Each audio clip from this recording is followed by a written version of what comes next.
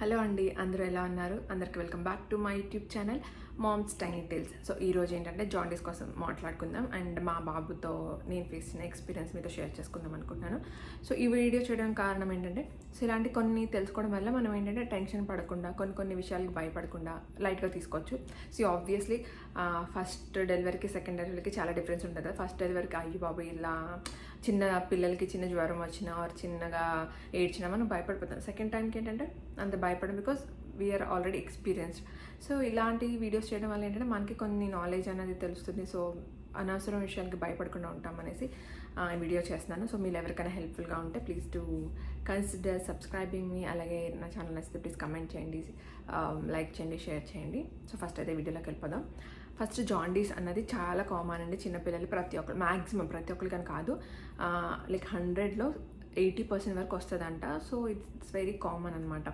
నాకు తెలిసి మా చుట్టుపక్కల అంటే నా డెలివరీ టైంలో ఆర్ నాకు తెలిసిన డెలివరీ మా అక్కకి అయింది. సో వాళ్ళ పాపకి జాండీస్ వచ్చింది, దాన్ని బాక్స్లో పెట్టారు.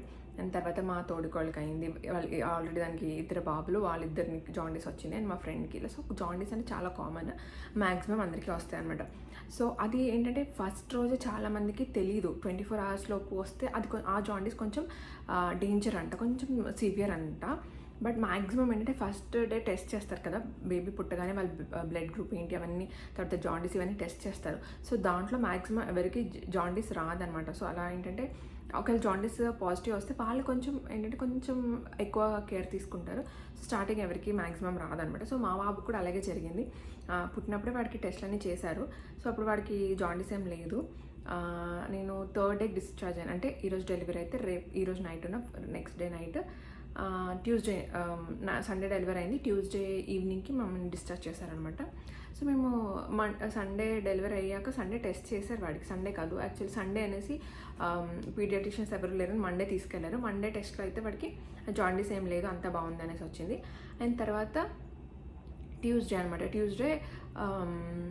ట్యూస్డే కదా, ట్యూస్డే మేము డిశ్చార్జ్ అవుతున్నాము. సండే నైట్ ఏమైందంటే, మండే నైట్ వాడిని యాక్చువల్లీ లైట్కి వాడు ఏంటి చూడలేకపోతున్నాడు. మాకు ఇచ్చిన రూమ్లో పెద్ద ట్యూబ్ లైట్ ఉంది, లైట్ చూడలేకపోతుంటే అప్పుడు నర్స్ వచ్చి లేదు లైట్ కింద పెట్టండి వాడిని లైట్ చూడాలి. వాడిది ఏంటంటే బ్లడ్ గ్రూప్ ఓ అనమాట. ఓ పాజిటివ్ నెగిటివ్ గుర్తులేదు.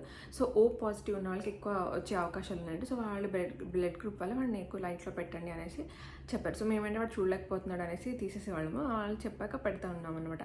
సో తర్వాత నన్ను డిశ్చార్జ్ చేసి ఇంటికి వెళ్తున్నప్పుడు అప్పుడు కొంచెం బయటకు వస్తాం కదా, ఎండ్లో క్లియర్గా తెలుస్తుంది కదా. సో అప్పుడు వాడికి చూస్తే కొంచెం ఎల్లో అనిపించింది. బట్ అంతా మేము నిన్నే కదా టెస్ట్ చేశారు, ఏం కాదులే జస్ట్ నార్మల్ అనేసి మేము వెళ్ళిపోయాం అనమాట.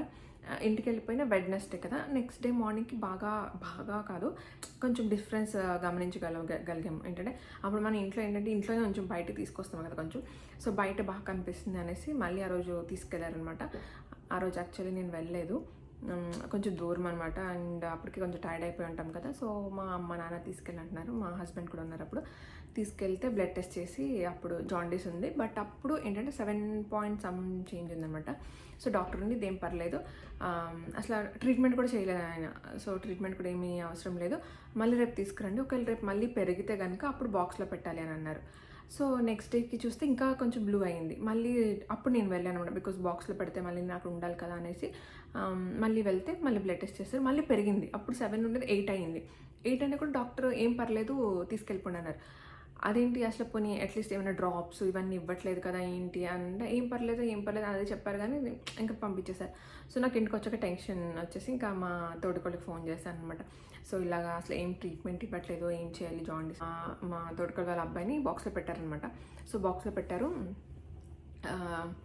అప్పటికి గుర్తులేదు యాక్చువల్లీ, అంత గుర్తుండదు ఎన్ని పాయింట్, నాకు ఇప్పుడు బాగా గుర్తున్నాయి కానీ అప్పుడు తను యాక్చువల్లీ 7 points అనుకుంటా బాక్స్లో పెట్టారు. బట్ ఇప్పుడు ఎందుకు పెట్టట్లేదు అనేసి అన్నప్పటికీ అయ్యో నాకు కొంచెం అయ్యో ఎందుకు అసలు ఏం ట్రీట్మెంట్ ఇవ్వట్లేదు. వాడు అప్పుడేంటి కొంచెం కక్కేసుకునేవాడు అనమాట, జాండీస్తో పాటు కక్కుకోవడం స్టార్ట్ చేశాడు. సో నాకు ఇంకా ఫుల్ భయం వేసి ఏం చేయాలి, డాక్టర్ ఏమో. తర్వాత మా తమ్ముడుని తీసుకెళ్ళాడు, నేను మా తమ్ముడు మా హస్బెండ్ కూడా వెళ్ళాం కదా. మా తమ్ముడు అడిగారు లైట్ కింద ఏమైనా పెట్టాలా అంటే ఏం అవసరం లేదు అనేసి డాక్టర్ అసలు ఏమీ చెప్పలేదు అనమాట, పంపించేశారు. అప్పుడు నేను వచ్చి మళ్ళీ మా ఫ్రెండ్కి కాల్ చేశాను. మా ఫ్రెండ్ చెప్పింది, అప్పుడు తనకు చెప్పింది యాక్చువల్లీ వాళ్ళ కొడుకు బాగా ఎక్కువ జాండీస్ ఉంది, తగ్గట్లేదు అనేసి. బెంగళూరులో ఉండేవారు వాళ్ళు. తర్వాత తగ్గట్లేదు అనేసి మళ్ళీ ఇంటికి తీసుకొచ్చాము, ఎండ్లో పెడితే కొంచెం తగ్గుతుంది అనేసి. అని చెప్పింది అనమాట.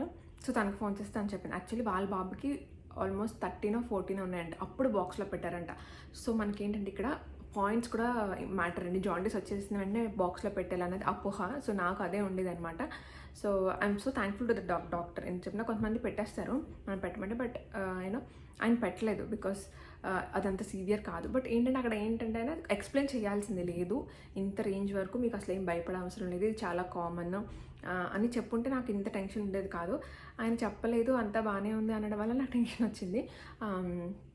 సో తర్వాత ఇంకా మేమే ఏం చేసేవాళ్ళం అంటే మార్నింగ్ మాది పల్లెటూరు కదా, బాగా ఎండ వచ్చేది. సో మార్నింగ్ ఎండలో పెట్టేవాళ్ళం కొంచెంసేపు. అండ్ తర్వాత మా నాన్న మా తమ్ముడు ఏంటంటే వాడికి అది బల్బులు ఉంటాయి కదా, మనకి ట్యూబ్లైట్లు కాకుండా పాతకాలంలో ఉంటాయి కదా, అది కొంచెం గోల్డెన్ కలర్ లైట్ వస్తుంది, ఆ లైట్ తెచ్చి మా నాన్న తమ్ముడు ఫిక్స్ చేసి దాని కింద వాడిని కొంచెం పడుకోబెట్టేవాళ్ళం. సో అలా చేస్తూ తగ్గిపోయింది అనమాట జాండీస్. సో ఏంటంటే మనం వచ్చిన వెంటనే బాక్స్లో పెట్టేలా అన్నది మాత్రం కరెక్ట్ కాదండి. ఆ పాయింట్స్ ఎన్ని ఉంటాయి దాన్ని బట్టి బాక్స్లో పెట్టడం అన్నది ఇంపార్టెంట్. అండ్ లేదు అసలు దీనికి మెడిసిన్ అన్నది ఏంటి అంటే బ్రెస్ట్ ఫీడింగ్ అంటే మనం ఎక్కువగా బ్రెస్ట్ ఫీడింగ్ చేయాలి ఆ టైంలో, జాండీస్ ఉన్న టైంలో పిల్లలకి. సో మనమే డిమాండ్ ఆన్ ఫీడ్ కాకుండా మనమే వాళ్ళని లేపి ఎవ్రీ 1 hour ఆర్ లేదా 2 hours బ్రెస్ట్ ఫీడింగ్ అంటూ చేస్తూ ఉంటే అది జాండీస్ అనేది క్యూర్ అవుతుందంట. అండ్ రీజన్ ఏంటి అంటే యాక్చువల్లీ వాళ్ళ లివర్ అన్నది ఫుల్లీ డెవలప్ అవ్వదంటండి పిల్లలకి. సో దానివల్ల ఏంటంటే పుట్టిన వెంటనే కొంచెం ఇన్ఫెక్షన్ అన్నది, తర్వాత మనం అప్పుడే కదా వాళ్ళ పాలు వచ్చేసి బైల్ట్రూబిన్ అనేసి ఒక ఎంజైమ్ హార్మోన్ ఉంటుంది. సో అది ఎక్కువ ప్రొడక్షన్ వల్ల కామెర్లు అనేది వస్తాయి అనమాట. సో మనం ఏంటంటే భయపడిపోకుండా అండ్ వెంటనే ఏంటంటే బాక్స్లో పెట్టేయండి అని డాక్టర్స్కి మనం అడ్వైస్ ఇవ్వకుండా వాళ్ళు ఇచ్చిన అడ్వైస్ని తీసుకుని ముందుకు వెళ్తే బెటర్. అండ్ మెయిన్ ఏంటంటే సన్లైట్ అనేది చాలా ఇంపార్టెంట్ అండి. ఎర్లీ మార్నింగ్ సన్లైట్, మళ్ళీ ఇప్పుడు 8కి 9కి మనకి చాలా ఎండ ఎక్కువ అయిపోతుంది. సో ఎర్లీ మార్నింగ్ లైక్ 6-7కి ఆ టైంలో ఎండ పెట్టండి. ఇంకా లేదు అంటే మెయిన్ బ్రెస్ట్ ఫీడింగ్ అయితే ఎక్కువ ఇవ్వండి. జాండీస్ వచ్చినప్పుడు అంటే డాక్టర్ దగ్గరికి వెళ్ళడం చాలా ఇంపార్టెంట్, ఎందుకంటే మనకి ఎన్ని పాయింట్స్ ఉన్నాయి ఏంటి అని తెలియదు. సో వాళ్ళు అంత బాగుంది పాయింట్స్ ఇది నార్మల్ అన్నప్పుడు మనం ఇంట్లో తీసుకోవాల్సిన ప్రికాషన్స్ అయితే ఇవి అనమాట. సో అదండి ఈ వీడియో. మీకు కనుక ఈ వీడియో హెల్ప్ఫుల్ అయితే ప్లీజ్ లైక్ చేయండి, షేర్ చేయండి, సబ్స్క్రైబ్ చేసుకోండి. మరిన్ని మంచి వీడియోస్తో మళ్ళీ కలుద్దాం. అంతవరకు టేక్ కేర్, బాయ్ బాయ్.